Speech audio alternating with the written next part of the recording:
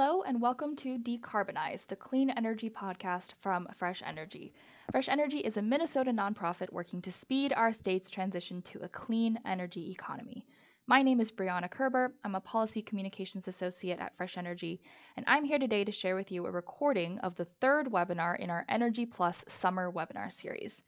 The focus of this webinar was energy plus health. And in this discussion, Fresh Energy's Margaret Cherne-Hendrick, Senior Lead of Innovation and Impact, is joined by Emma Hines of RMI, Theresa McClenty of MN350, and Jessie Carr Shmool with the Minnesota Department of Health. And with that, let's begin.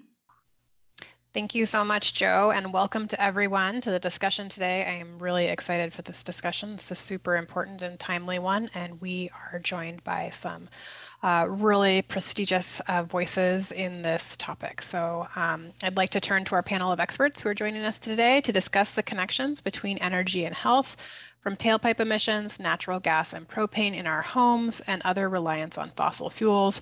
These things impact air quality across the state. And air quality, of course, ties directly to public health. I'm so excited to introduce our panelists. I'm joined today by Emma Hines, Health and Air Quality Associate on RMI's Carbon-Free Buildings Program, T. McClenty, Executive Director of Minnesota 350, and Jessie Carr Shmool, an epidemiologist at the Minnesota Department of Health. So in my role leading Fresh Energy's energy transition work, I've found myself, and in fact all of Fresh Energy staff, talking more and more about the ways in which we source and use energy relate to the public health crisis that we're seeing today. This conversation has become increasingly prominent over the past 5 years in particular, and the three of you with me today are living and breathing literally this work too. So I want to dedicate some time today to focus on your individual roles and work. Let me start with you, Emma. Emma is a Health and Air Quality Associate on RMI's Carbon-Free Buildings Program, where she works on climate, health, and air quality co-benefits of building electrification. She also served as a member of the teaching faculty for the Climate Change and Health Online Certificate Program with the Yale School of Public Health. Welcome, Emma. Take it away. Thanks, Margaret. Let me get my screen shared with everybody. Could I get maybe a thumbs up from folks if you're able to see this? Great. Thank you. So today we are going to be talking about gas stoves. And like Margaret said, my name is Emma Hines, and I am coming to you today on behalf of RMI, formerly Rocky Mountain Institute. And we are a nonpartisan, nonprofit organization working to accelerate the clean energy transition. And personally, my background is in climate change and public health. So I'm going to start off today's really quick presentation by saying that there is a reason that we as a society are hooked on cooking with gas. For about a decade now, the gas industry has been working to keep us hooked on gas through a really long-standing advertising campaign to portray gas as classy and sophisticated and convince us that gas is natural. And I'll share these links to these Mother Jones articles in just a little bit. But what the gas industry doesn't want us to realize is that when you're cooking with a gas stove, you are essentially burning an open flame inside your home, and there are health consequences that come along with that. So back in 2020, RMI spearheaded the publication of a report on this topic with some great partners listed here. And this report synthesized the last 2 decades of research on this topic, which I'm going to summarize for you here today.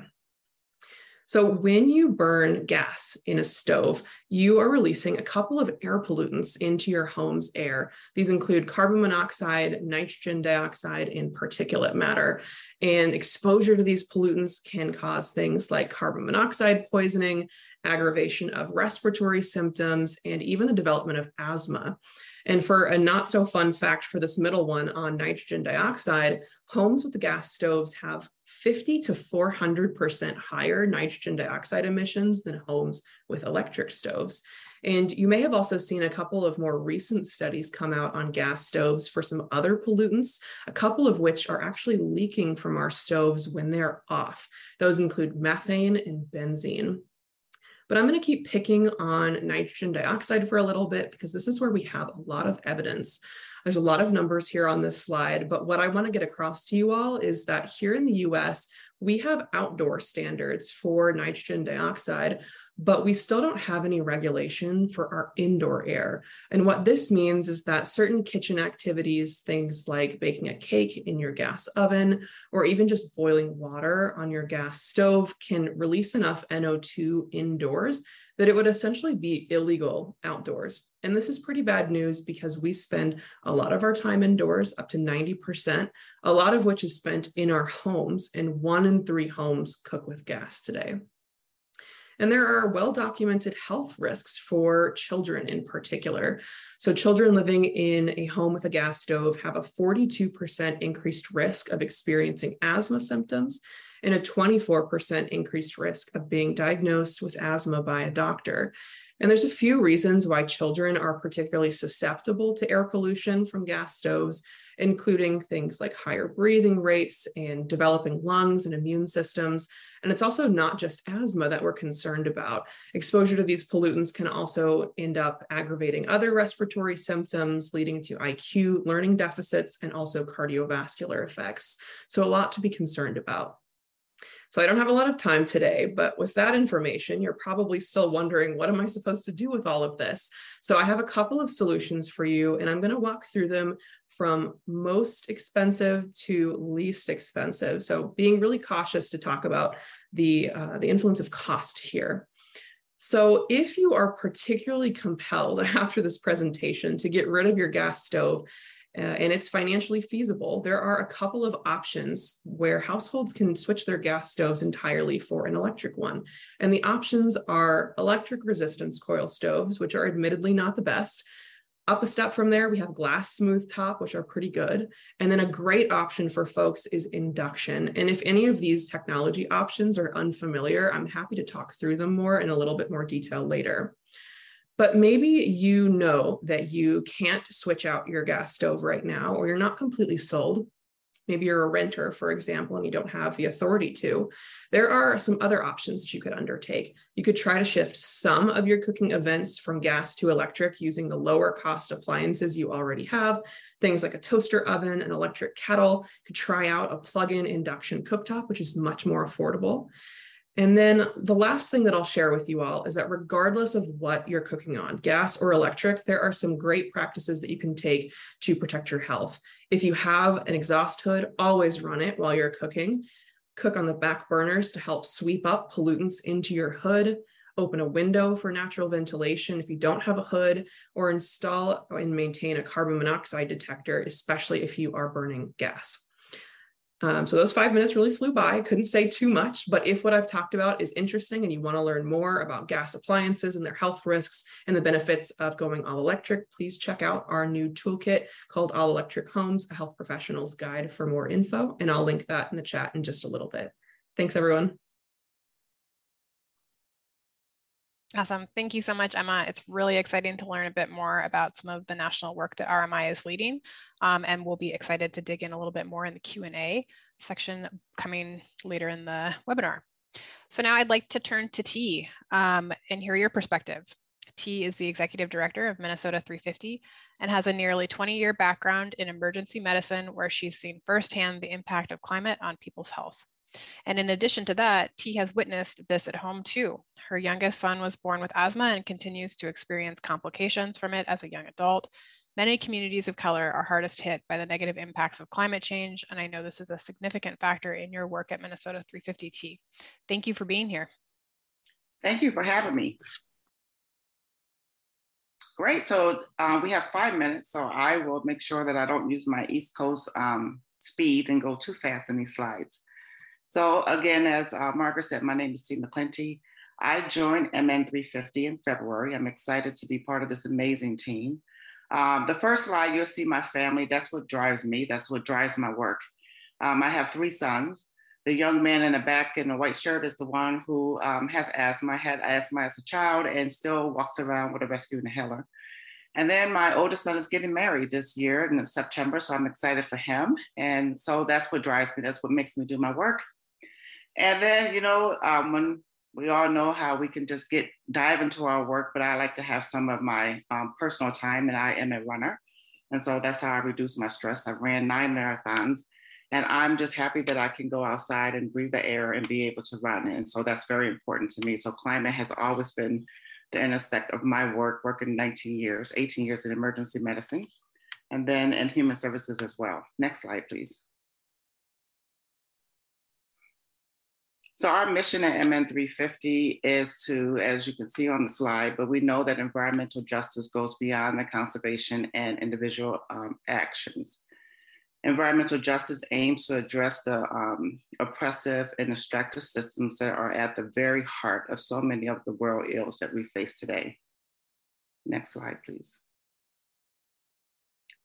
So we know that climate impacts fall the heaviest on low-income communities and communities of color. The same communities that oftentimes have the fewest resources available to them. And so that was one of the reasons why I wanted to join MN350. MN350 does a great job. We have thousands of volunteers. And what we're trying to do is have more communities of color be part of the work that we're doing. And so that we are representative of the communities that we are trying to provide those resources to. Next slide, please. So we know that race, even more than class, is the #1 predictor of the placement of toxic facilities in the US. Black children 17 and younger are 30 to 40% more likely to be diagnosed with asthma. In Minnesota, areas with the highest proportion of residents of color have more than 5 times the rate of emergency room visits that's linked to fine particle pollutions compared to areas with white residents. And I know this firsthand from working in an emergency room and also doing road medicine as a paramedic. The climate crisis is projected to cause an increase in mortality rates for Black people who are 41 to 60% more likely to die as a result of fine particle pollution. Next slide, please. So the same oppressive, extractive systems that are responsible for our nation's historic and ongoing gaps in wealth, health, education, and more continues. Historically, every significant transformation in our country has left frontline communities behind and widened the gap. And we at MN350 and other of our partners say that we cannot sit back and allow this to continue to happen. If we want to move to transition to a clean energy economy, then we need to involve more communities of color. So we need you to join us in this fighting, deeply intertwined intersection. Next slide, please. And that's what we do at MN350. We are very much into taking action. We have, the next slide will talk a little bit about the work that we do, but we believe that in order to raise awareness, we need 37%, the number used to be 35, but 37% of Minnesotans to get involved. That's how we make change. And at the time when it was 37%, it was over 200,000. So over 200,000 Minnesotans that we need to raise awareness and go out there, do civil disobedient actions and talk to people and educate people about climate. Next slide, please. 60% of Americans report that they are somewhat very worried, and yet only 36% ever discuss climate change with family and friends. I know that when I started MN350, I'm often asked, how's your new job going? And it is my direct opening to be able to have conversations with my community that I have not probably had as much conversation with them about climate that I am now in this position. Next slide, please. So our research shows that a majority of people in the US concerned about the climate crisis, a majority of people in Minnesota want our state to lead in this area. And we've heard from our state to say that they want to be the one to lead in this area as well. But unfortunately, our current policies do not reflect what people really want. Next slide, please. So in order to get the high-level systems change necessary to combat crisis, we need to activate a critical mass of people and get them to take direct action. Next slide. So at MN350, we work on transportation sector to promote clean carbon pollution.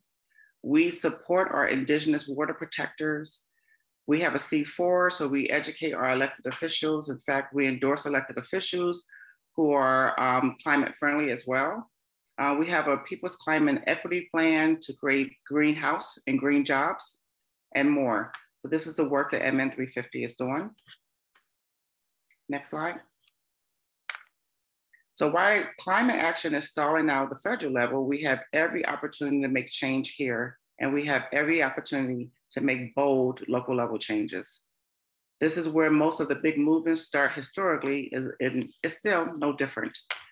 So we want to highlight the People's we need to highlight the People's Equity and Action Plan to do some of the work to bring in green jobs for communities, and especially communities of color who are hardest hit. Next slide. That's it, thank you. That 5 minutes go really fast. Yes, they do. Thank you so much, T. I appreciate you being here today and sharing your experience with us. It's clear that your firsthand knowledge of how the climate crisis impacts health is influencing your work at Minnesota 350 and beyond. And in a lot of this work, both for RMI nationally and Minnesota 350 here in Minnesota, state public health departments are strong partners and allies. I'm so pleased to be joined today by Jessie Carr Shmool. Jessie holds an MPH and a DRPH and works as an environmental epidemiologist at the Minnesota Department of Health, where she leads the environmental health tracking and biomonitoring programs. Jessie's team builds projects to generate actionable and relevant science connecting environmental exposures, health, and equity. And I'm hoping, Jessie, you'll be sharing some of that work and research with us here today. Yes. Hi, everyone. It's such a pleasure to be here. I even see some old former colleagues from along the way in this meeting. So it's really excited. I started my career in energy and climate policy. And at that time, we weren't talking about health impacts of energy and climate. And that's what led me on my path into public health. And I'm going to share my screen. So I'm going to talk today about public health practice in specific and air pollution and health equity, and how we interact in this system of change makers in Minnesota and the country. Let's see, I'm not in presentation mode. There we go. So at the Minnesota Department of Health, we have this mission to protect and improve health, and that's oblique.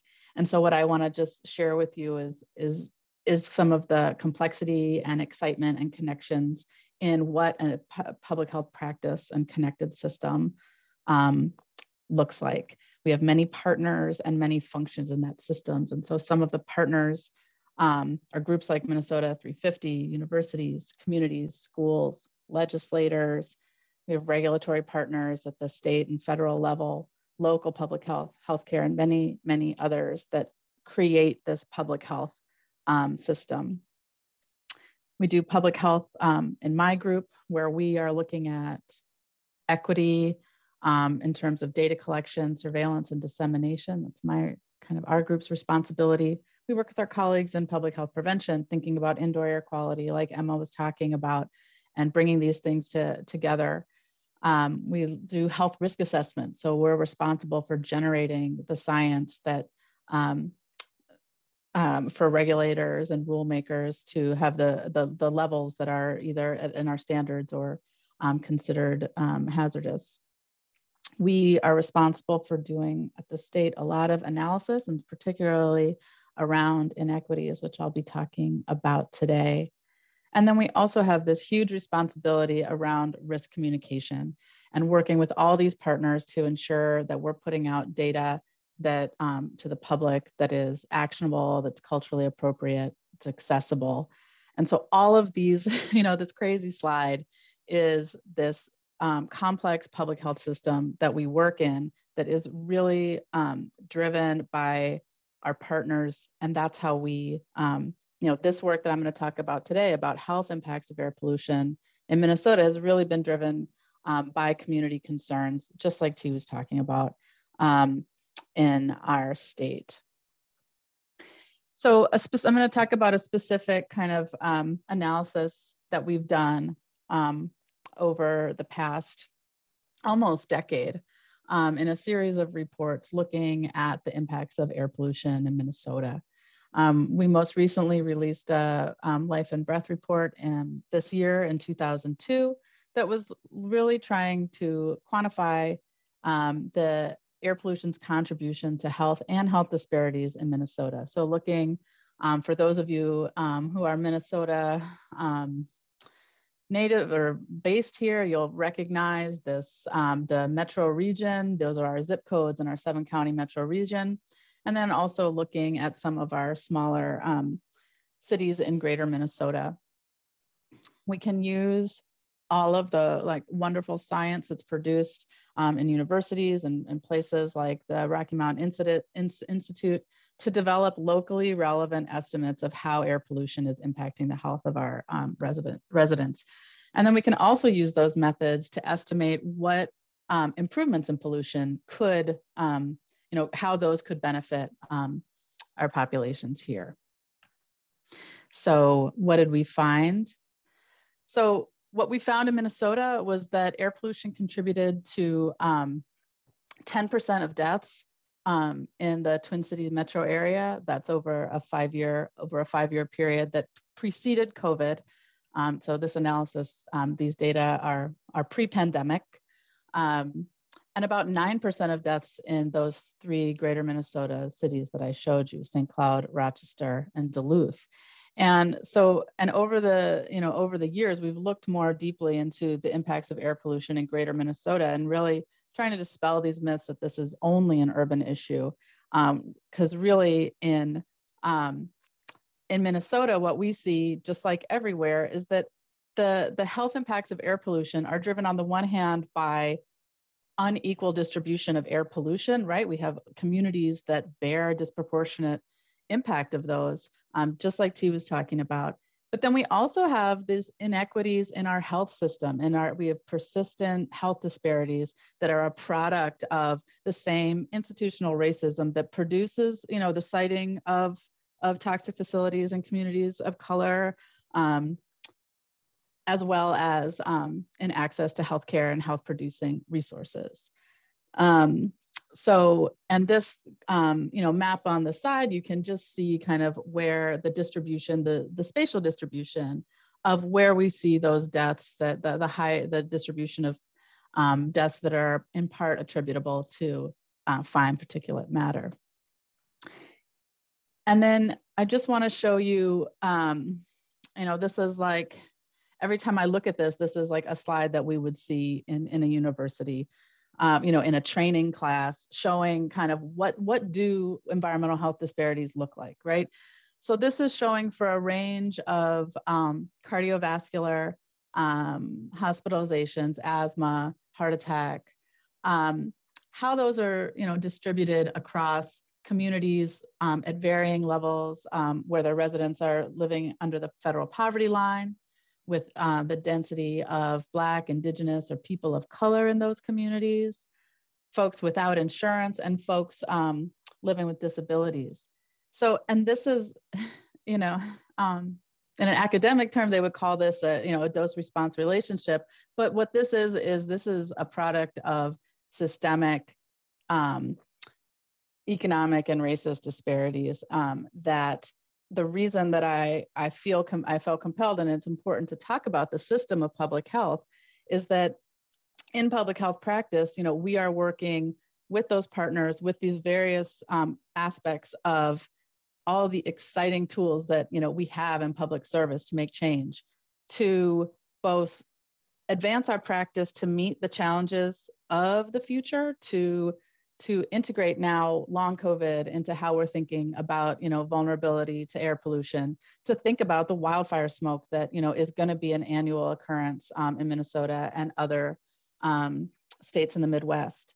And then also to address the historic and persistent inequities in our system, and that includes in our public health system.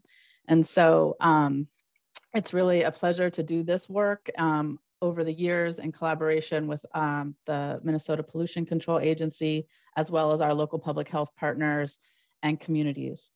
And what we do now is, I really, you heard T give one of the statistics that was from this report. And so that is how we work together.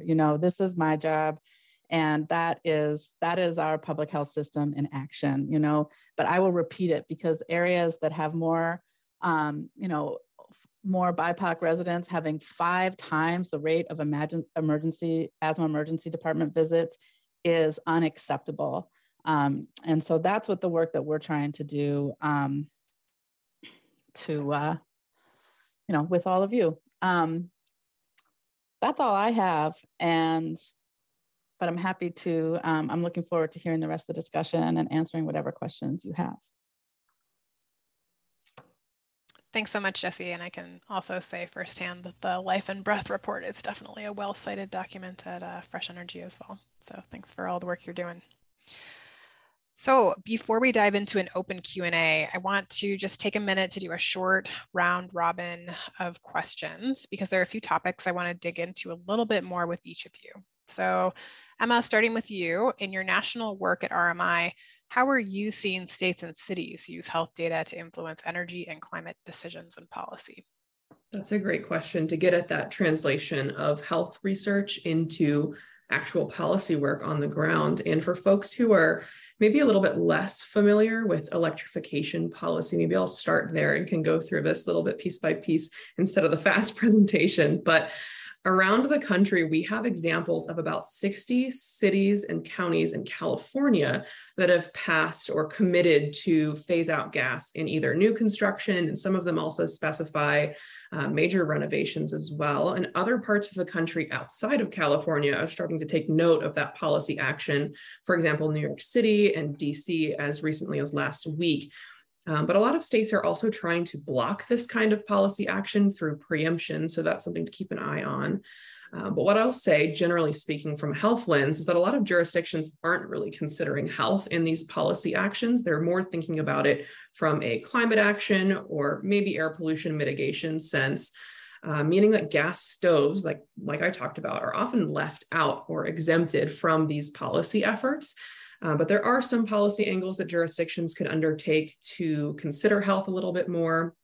Things like appliance regulations that are either zero or low NOx, or differentiated range hood requirements for gas versus electric, a lot of things to explore. And then also we need policy to make sure that folks in lower income communities are also able to retrofit their homes. So that requires things like incentive and rebate programs and larger funding programs. But one angle of my work that's particularly compelling is the fact that health advocates are really trusted voices in this policy movement. And so RMI is really trying to educate and elevate and connect health professionals with these policy actions that are happening nationwide. Thanks, Emma. And you mentioned sort of coastal examples here too, but I just also want to lift up that RMI is doing a lot of great work in the Midwest with advocates in cities and states as well, especially around work with the Midwest Building Decarbonization Coalition. So I'm excited to maybe dig into a little bit of the Midwestern focus later in the Q&A. But for now, T, I'd love to ask you, Minnesota 350 has a really broad reach across Minnesota with advocates in all corners of the state. So how is the health discussion as it relates to climate and energy changing at the local and community levels? Well, we can't do our work without our C4, which is our political side of the work that we do. So we have our C3 and C4. And so we have our C3 where we have our clean energy, transportation, and the work that our organizers are doing to try to talk to our elected officials about funding for electric vehicles, funding for school bus vehicles. And then we have the other side where we are out talking to people who are taking transportation on buses about air quality and using their stories to talk to our elected officials about the impacts that they're having, not just here in the metro, but also rural. As you know, Minnesota 350 is statewide, so we have our Bemidji 350, who's out there doing a lot of our native work about land, air, and soil, and having those conversations. But a lot of the work we can't do without our volunteers. And so together, collectively, we get together, we talk about air quality. What can we do? How do we educate the public? How do we now go into communities of color? A lot of our volunteer base is predominantly white, and they're doing an amazing job. But now we need to intersect our volunteer base with communities that we're trying to hit, because you know what? It's more impactful when someone who looks like me is coming from the lens that they can understand what I'm going through as a woman of color living in my household, and I'm dealing with bullets and you're coming to me talking about different things that you have to find the intersections of climate so that it can talk about the social issues that they're dealing with as well, so that you can intersect those and talk about health. And also, I would just say making sure that we provide the resources that's out there. You know, a lot of communities of color that are faced with air quality, health issues, don't always have the resources that other communities have. And they're not always in the language that's easy for other communities to understand. And so that's why I joined MN 350, because of the great work that they're doing, but also to intersect the work that we're doing for communities of color and talking about air quality. Thank you so much, T, and thanks for lifting up the intersectionality of this, climate and energy transition. I think just relating back to your slide, this is all about racial justice, and we can't exacerbate existing inequities or create new inequities with this transition. We have a lot to learn from our historical mistakes. So thank you so much for the work you're doing at Minnesota 350. And now, Jessie, as you know, Minnesota has clean air when compared to other states, but how does that not stack up when it comes to the day-to-day lives of our communities in Minnesota, especially BIPOC and under-resourced communities? Yeah, that's a great question. So in Minnesota, we meet all federal air quality standards, but yet you still saw the magnitude of the impacts that we see and the disparities that those produce. We had last year, consecutive days of air quality events that broke our air quality index scale. We had to create a purple, to get to reflect the concentration and duration of those wildfire smoke events that also, are going to impact the communities of color, lower income, lower resource communities, thinking about schools and indoor air quality in schools, thinking about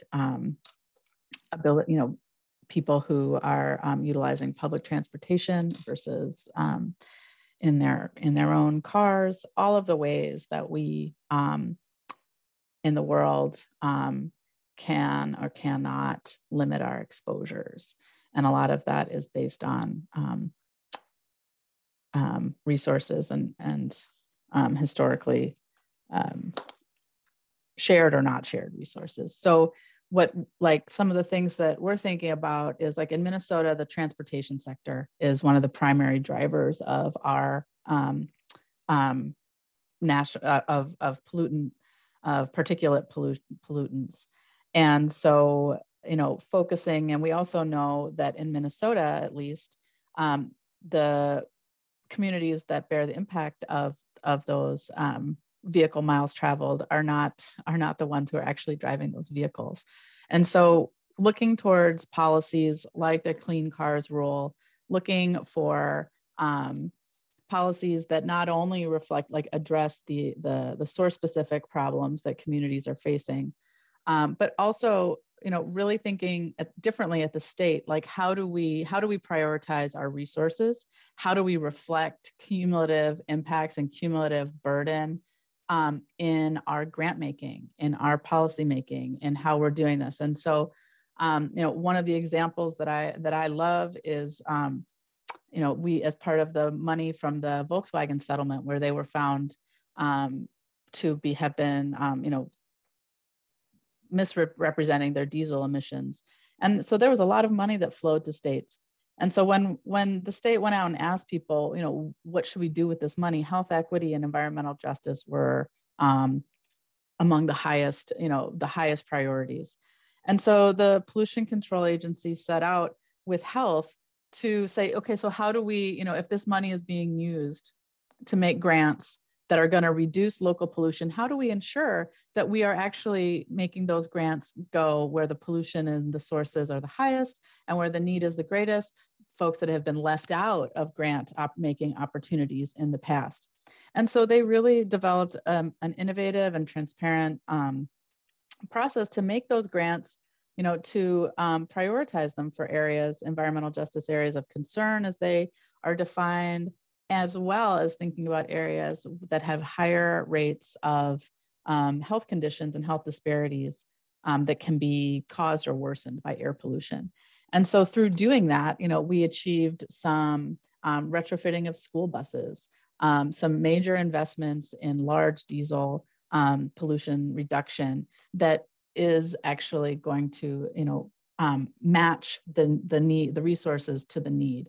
And so I really think that, thinking towards, that how do we, in government, listen to what communities have been telling us for so long, which is, I am not just a person that breathes, right? I'm a person that drinks water.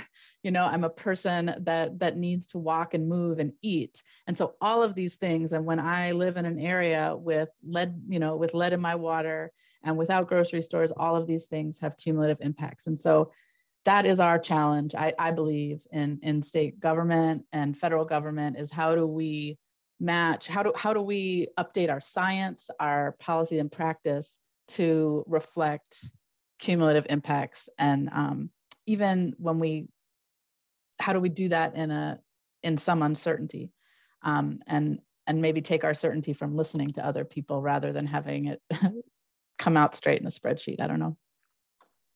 No, that's great. Thank you. And yeah, including voices that have been historically not included in these processes is super important, and definitely an aspect of Fresh Energy's work in particular, making sure that we are hearing from the people who are going to be most impacted by policies what they want that policy to do, rather than doing it in a top-down way. So thanks for everything that you're doing at Health, Jessie. We don't know what we can't measure, and so it's just really important work.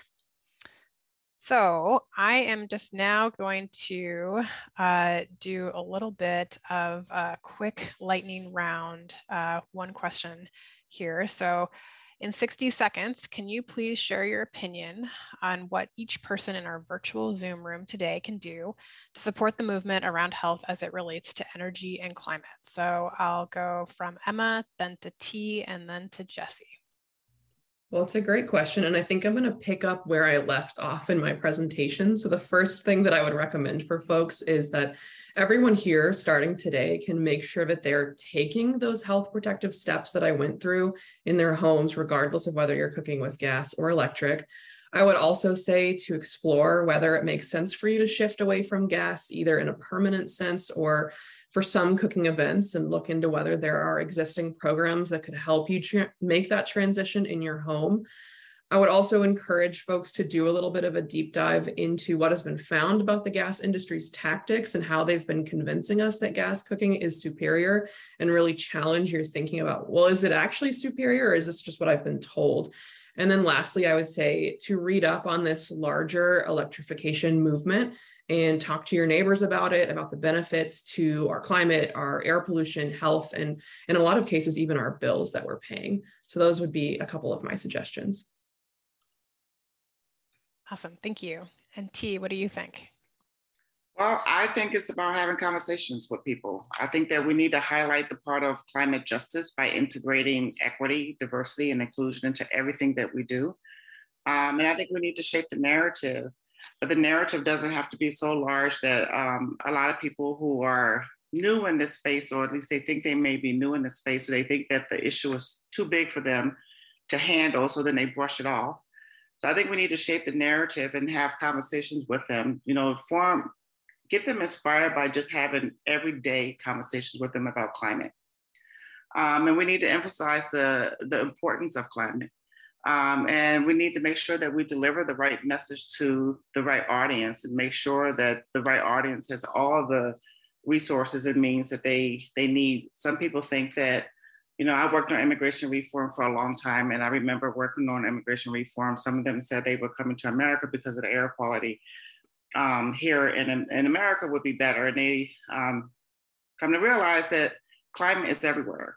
And so it's everywhere. So those are some of the conversations that we just need to have about climate. When I even had the conversation with my own middle son, when he knew I was taking this job about climate, and we tied into climate and health and the health impacts, and what I've seen 18 years in the emergency room that I didn't even really talk about here today, and the impacts of climate, and people coming frontline in emergency. We're like the front line. You know, they come in and we see them at their worst.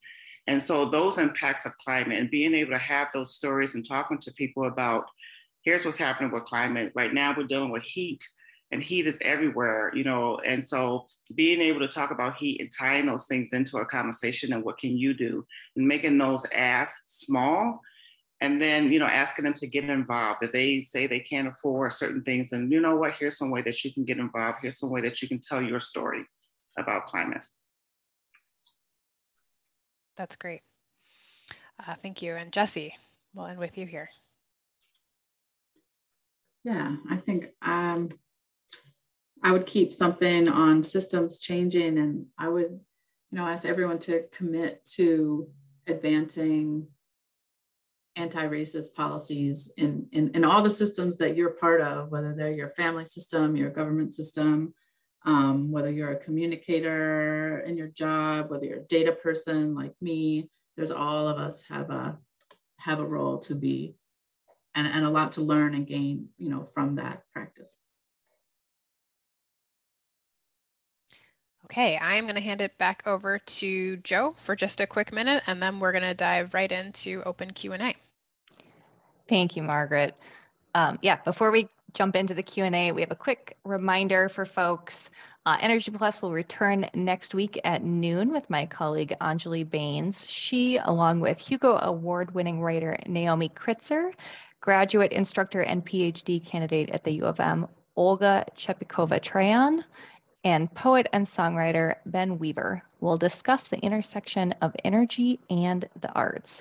And of course, while we're on the subject of events, registration is now open for our virtual benefit breakfast on October 13th, featuring Julian Brave Noisecat, a nationally acclaimed journalist and thought leader who has become a force for climate action across movements. You can register at fresh-energy.org/benefit breakfast.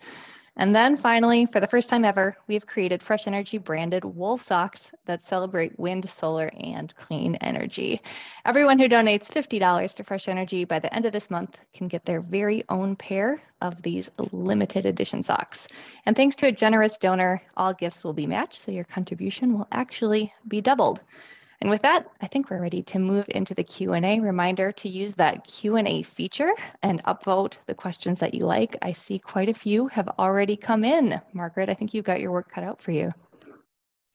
Great. Thanks so much. I will do a little bit here to start divvying up questions. But of course, our panelists, if you are just burning to answer one, let me know and I'll pitch it right over to you. Let's see. I am going to start here with a question from Anjali. So this might be kind of directed towards Emma, but feel free everyone to pitch in. So how do we educate the general public on the health impacts of cooking with gas, knowing the gas industry is running multiple campaigns to support natural gas use?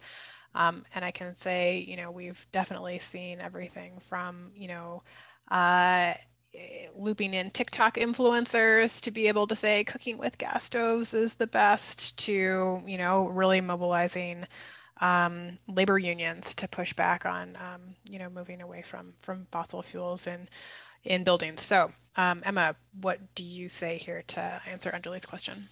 Yeah, and this is a great question, Anjali. So thank you for asking. And Margaret gave some examples of some of the tactics the gas industry is taking, so I won't go into too much more detail there. But I would say that we're still relatively early days in pushing this education campaign on the general public. And I think it's going to end up looking really similar to what the anti-smoking and tobacco industry fight looked like many years ago. And it's also taking some similar twists and turns as the lead and radon prevention programs and healthy homes initiatives that have also been advancing over the past couple of years. But the way that RMI is engaging in this education campaign is by picking health professionals and advocates as the folks that we really want to elevate this messaging to. So we are leading these sorts of trainings similar to this one that we're doing here, but very specifically for health professionals and other advocates. We are co-leading working groups like the one that was mentioned earlier with the Midwest Building Decarbonization Coalition. We have a very specific health working group if anyone's interested in joining. A quick plug. But we are really convinced that health professionals are going to help bring this messaging to the general public and make it a little bit more mainstream and sort of separate it out from the climate part of the argument that is not landing as well on everybody. So I'll go ahead and stop there. Thank you. All right, next I'm going to ask a question from Julia, and I think T, this is directed more to you. So I think this is relating back to your presentation. So I don't disagree with T's statement on local action, but as a Minneapolis resident, I've become increasingly disappointed over the last couple of years with the lack of action by my city on climate justice issues. What is the strategy to influence the city when they don't seem to take their racial equity commitment nor their declaration of the climate emergency seriously? Yes, thank you for that question. I actually was reading it in the Q&A. And I would just say that at MN350, one of the things that we are doing is having house parties. And house parties is being able to talk about climate, talking about people's climate equity plan that will bring in jobs, create, cleaner housing for people. And so we have the community of Minneapolis who's having these house parties, and then we invite our elected officials if they, come and attend these things, and we get to talk about climate, and we come up with a proposal for them, some of the things that we want done. And so I think that we need to mobilize more people. We need to attend and go to the state capitol and knock on doors and say, hey, we want to meet with you and have a conversation with you. And here's some of the things that you campaigned and said that you was going to do. In the arm of climate, you said that when you were elected, you would do these things. And so we need to hold them accountable. At MN350, we have scorecards that we grade our elected officials who are saying that they are big into racial equity, big into climate. And then we get to measure their work and, do their term and say that you get a B, you get a C, you get a D because you didn't do these things that you said that you're going to do. So I think we need to hold them accountable. And we ask the ones who are coming to the house parties to not only come, but to bring their neighbors or to bring their family, bring their friends. Because again, I say that, you get more when you start mobilizing and getting more people involved and you start raising awareness. And I agree, it's not enough. It's not enough. And so I don't mind knocking on doors and saying, hey, what's happening? You said you would do these things for racial justice, and you would do these things for green jobs and cleaner air, and yet we're not seeing it. And what do you need from us? Great, thank you. It's a real call to action too for all the folks on this Zoom webinar. Okay, I am going to ask Jean's question here, and I'm going to broaden it a little bit so that we can kind of round robin to folks on the panel. So equity tells us that we must insist that all new and restoring public housing units are equipped with induction stoves rather than stoves fired by natural gas. So will this be part of, I'm going to say, Fresh Energy as well as Minnesota 350's Minnesota legislative agenda next session? And so T, would love to pop over to you. I can answer from Fresh Energy's perspective, but then Jessie, I'd love to come over to you as well and see if this is, an area where we're going to start, thinking about measuring indoor air quality in Minnesota as well. Because I know we have heard from many of our partners in this space that, data that comes out of California or comes out of New York is viewed a little bit suspiciously. So having that local data to support indoor air quality ramifications of combustion of fossil fuels in buildings really is that piece, that missing piece that we need to kind of underpin some of our advocacy. So answering Jean's question from Fresh Energy's perspective, yes, the answer is yes. We're definitely pushing for trying to make sure that induction cooking is a requirement in all retrofit buildings and new construction. So I'd say that's a legislative piece, but also part of our building codes advocacy work. And then, really working to make sure that the conservation improvement program, all of our energy efficiency work, starts to include implementation of these types of appliances as well, especially considering how energy efficient induction cooking is. So I'll pop over to T, and then maybe Jessie, you can pick it up from there. And I would also echo yes. Yes, that is part of our, it's on our political platform, and it's the work that we're doing with our People's Climate Equity Plan. It's all about indoor, healthier breathing, making sure that our buildings are green. And so we are now moving that, I would say, even today during the primary, and then we have general elections coming up then next year. So it is our political platform that we're really working with our elected officials and with the community of Minneapolis. And we're hoping that Minneapolis will be the city that will lead by example, and then we can expand it out to our rural communities as well.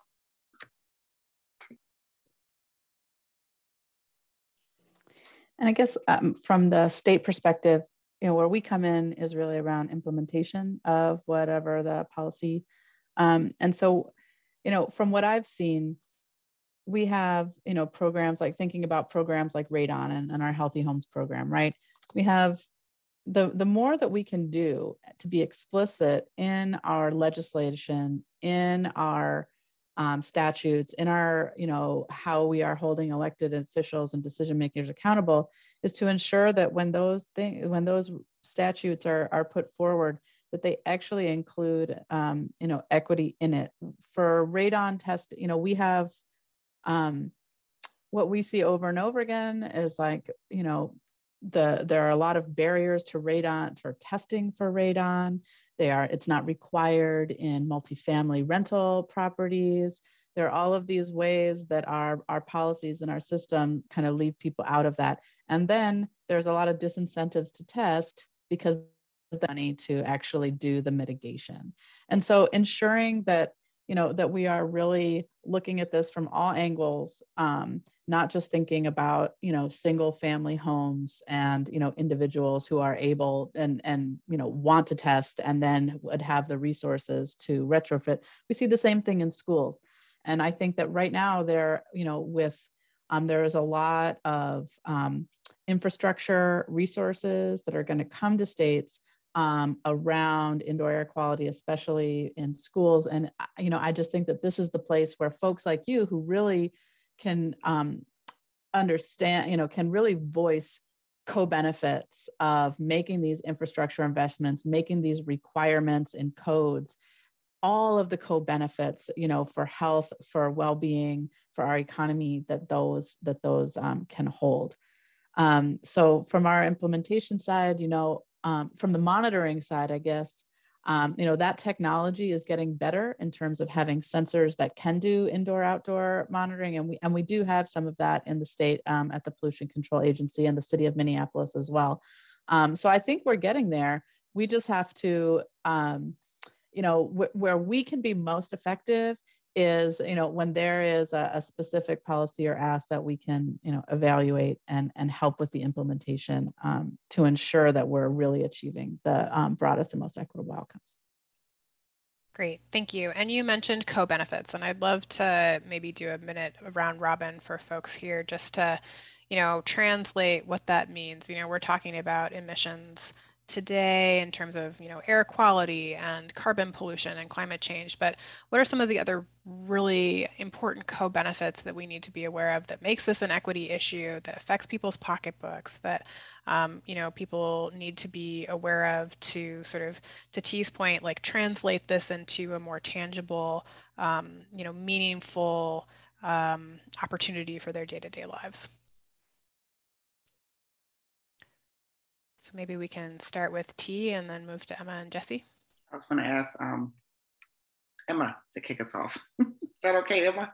That's okay. I can start. I think some of the co-benefits that I would like to mention are, of course, better health. Well, better air quality can feel a little bit abstract for some folks. Better health feels a little bit more familiar. But when we start getting into the very specific health indicators, things like less morbidity, less mortality, fewer days of school and work missed, better productivity and performance in those settings, less health costs, meaning more money in your pocketbook for your everyday costs aside from health. Those are all of the health benefits that come along with a lot of these air quality mitigation efforts that we're talking about, whether it's, transitioning away from gas stoves or vehicle electrification, for example. So those are a couple of the co-benefits that I would mention, in addition to climate, which maybe I'll let someone else touch on.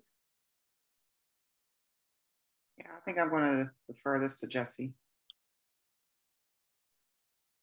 Yeah, I think I've mentioned it before, but I can be explicit around from an environmental health perspective, I want to see the maximum benefit where we are addressing those critical exposure windows for children.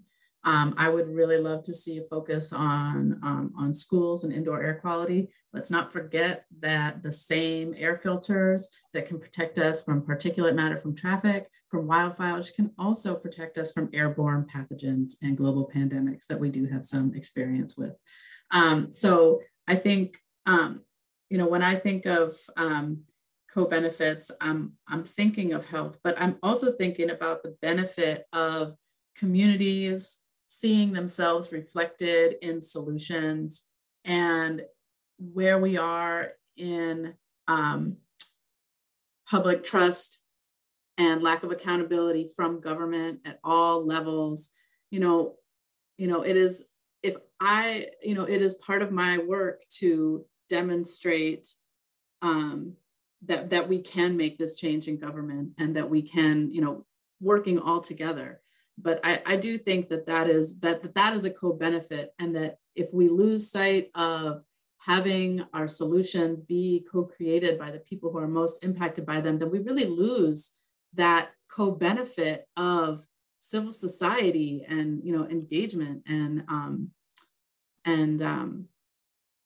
democracy, I guess. Yeah.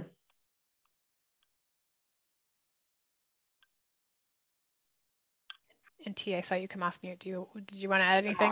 No, I was just gonna, what Jessie was talking about, I would just say having communities of color sitting, having a seat at the table when decisions are being made.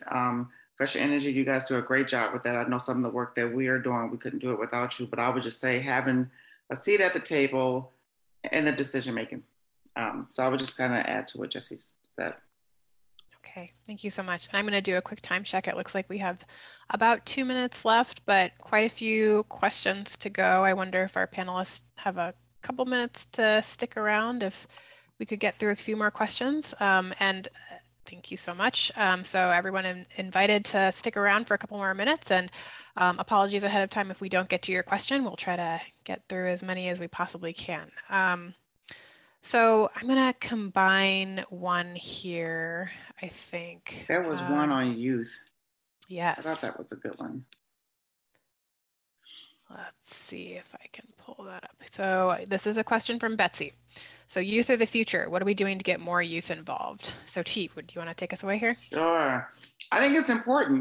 We just had a staff meeting yesterday and we was talking about youth. Our Fresh Energy, one of the things that we worked on with our clean transportation, we started a youth high school. So we did junior and senior internship so that they can learn about climate. And our organizer was able to bring in 11 student organizers. And it was the first time they got a chance to work on climate. And it was about electric school buses. So they talked to their elected official about why it's important to have electric school buses, the air that they breathe right on the bus. And then they did a presentation at the very end to the community about why it's important. So they did an ask. And we love that program so much that now we are moving to our C4 side. And so those high school students were done. And we said, hey, now you can learn about why it's important on the political side of climate to be able to get elected officials in office who's going to really support the bills that's important to move some of these policies that we need moved from a state level. And so I think that is very important. In fact, we are now, MN 350 is moving into our strategic plan, and our strategic plan is inclusive of having the arm of some of the work that we do is included with our youth. So we are going to continue having youth fellowships.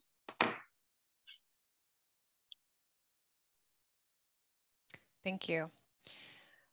Okay, so I'm going to combine some questions here on local action. So I think there's general frustration and disappointment that we're not seeing action on the federal level on climate and larger energy transition, which, as we have discussed today, relates directly to public health.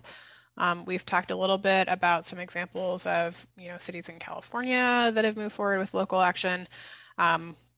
We've also talked about some frustration about the pace of action that we've seen with some Minnesota cities. So are there any cities in Minnesota that have taken climate seriously? And is there a model to help cities with things to do, the action to take, and the pace and scale at which action needs to occur?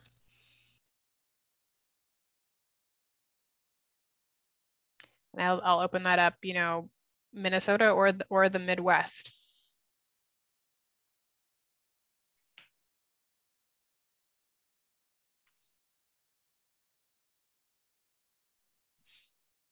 I don't know. I think Minnesota wants to lead in this work. And I think that right now, because Minneapolis is such a large city, that is a city that a lot of the initiatives and the projects are like started there. And I think some of the other cities are trying to figure out, is it working? What are some lessons? Maybe we can try it in another city. But I would just say Minneapolis has a lot of initiatives out there. I can't say that they're successful, but I give that they're trying. So I don't know if I can truly answer the question, but I can just say from my 6 months working at MN350, the work that the team has been doing and the work centers around Minneapolis and some of our rural communities. Yeah, T, I'd echo that. I mean, I think if folks, again, are looking for an opportunity to take action, I think we've mentioned a couple times now, the city of Minneapolis is undergoing a climate equity and action plan update. And I know that they're looking for public engagement. So, I think this is a great opportunity to get involved and make your voice heard.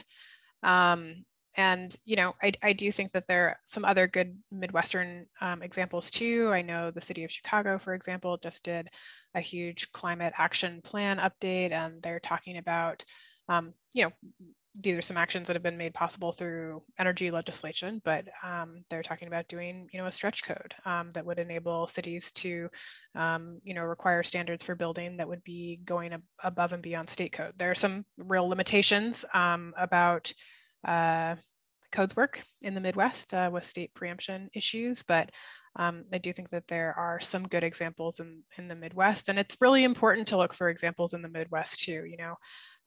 We have a super cold climate and we have a very different political landscape, but if we can make durable, policy changes in the Midwest, that is a really good proofing ground to then translate up to federal standards. So however difficult the work is in the Midwest, it's also especially important. So just encourage folks to keep your shoulder into the work and not to lose heart. Now is really the time to stay involved. Okay, and I see we have a lot of questions here around appliances in our homes and buildings that are, also burning fossil fuels that aren't stoves. So I have some questions about water heaters and furnaces. So what are the options for converting those appliances off of fossil fuels, and what are some of the, facets to consider in doing that type of transition? Yeah, that's a great question, and I can go ahead and kick us off. I should start by saying that I focused really heavily on gas stoves today, but gas stoves are not the only gas appliance that matters. The reason I focused on gas stoves is because we spend a lot of time in really close proximity to our gas stoves, often without ventilation or without great ventilation. So a lot of exposure, but then because we spend a lot of time with our stoves, people also feel really strongly about their stove choice. Whereas they care a lot less about their furnace and their water heater as long as it works. So for those other home appliances, we do have really great, efficient, all-electric options. So for either furnaces or boilers, you could switch out to an all-electric heat pump. We have better cold climate heat pumps than ever before, and we could share some resources out on their efficiency. For water heaters, we have heat pump water heaters that are also great options. And keep in mind that when we transition those appliances to all electric options, that because they're vented, we will put less and less air pollution out into the ambient air pollution environment, create less ozone, which we know can be a problem in a lot of Midwestern states. So there are a lot of benefits of the transition of all home appliances and other commercial buildings too. Like I saw a question on commercial kitchens, for example.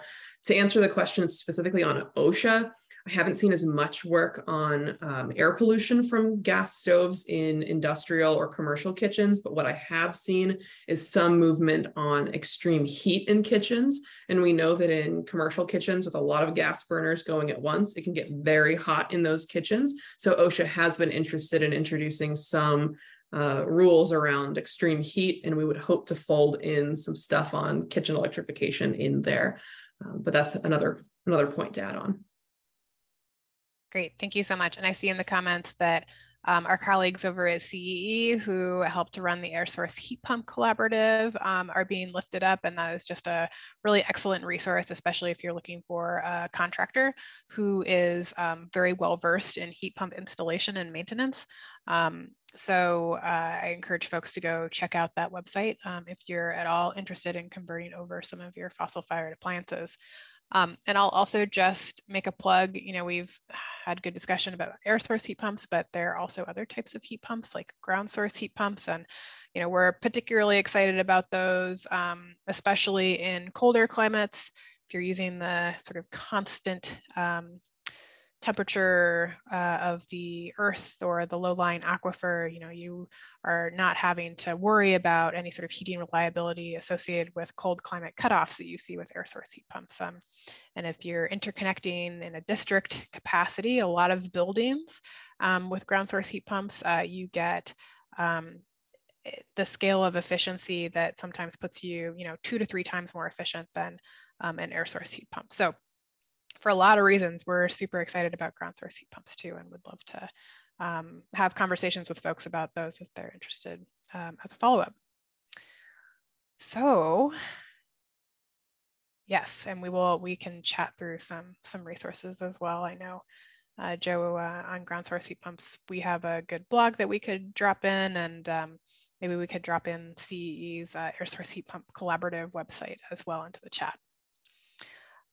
So I will just make a final call to our panelists as we've gotten through all of our questions from our audience. Are there any points that you'd like to end with that we didn't cover in our questions that you'd like to leave our audience with today?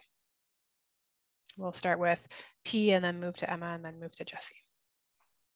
Thank you for this opportunity. And I don't have too much to add than what I've already said. It's just when we're out having conversations about climate, think about the neighbors and some of your friends and family, and those who are not so familiar with climate, and how they look at it as a really big picture thing that is too big for them to even think about, and scale back that conversation and tie it into something that's more meaningful, that's going to get them, you know, to want more, you know. So begin to have those conversations, and don't be afraid to have conversations. And I would just say, when you're sitting around the table and you're trying to make some decisions and there's no one of color, then I would just say to you to really think about that, the decisions that you're making, and if there's no Black, brown people who are in the room while you're making some of those decisions. And I would just ask you to really consider that.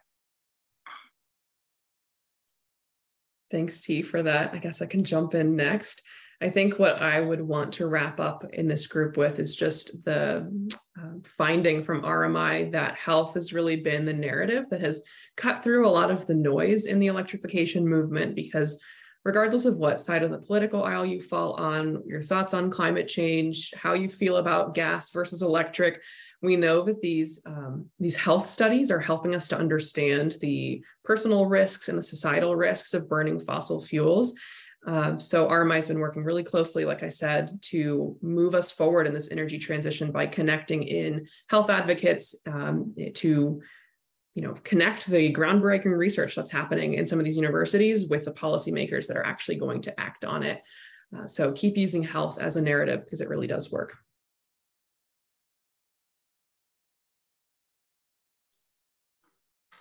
Those are great points. And I just thank you again for hosting this and inviting me. And I really enjoyed learning from Emma and T and all of you. I think as I'm an epidemiologist, and a lot of times we talk about evidence-based solutions. And I really want to challenge everyone that when you are thinking about evidence and data, that you not be limited in what that means. And I think that often we want the numbers to point us down a path, or we want there to be this, you know, some formula that makes it real for us. And that's not how science works. And we actually have to do things and implement them and try them and then measure. And we can have, you know, data that guides us, but data does not make decision. People do.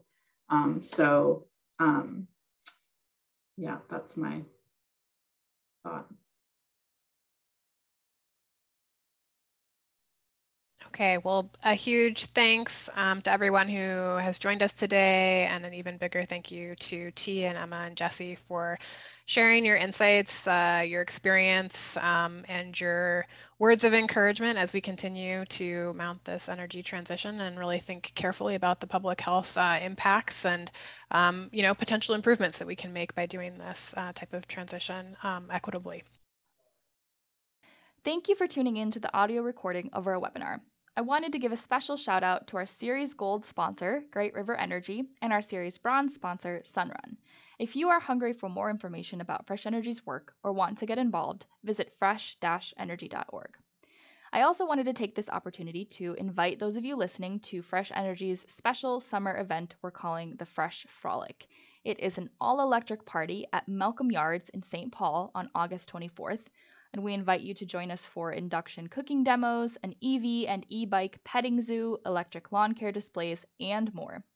Registration is required and space is limited, so I highly recommend heading to fresh-energy.org and clicking on Events in the upper right corner for details and to get signed up.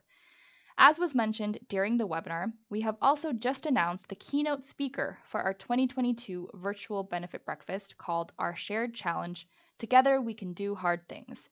The breakfast will take place on October 13th, and we're pleased to welcome Julian Brave Noisecat, a nationally acclaimed journalist and thought leader who has become a force for climate action across movements. Register at fresh-energy.org/benefit breakfast. And finally, you can support Fresh Energy's work by making a donation today. If you donate $50, we'll even send you a pair of wool socks featuring cool graphics of wind and solar. Visit our website at fresh-energy.org and click Donate in the upper right corner for more. Thank you for listening.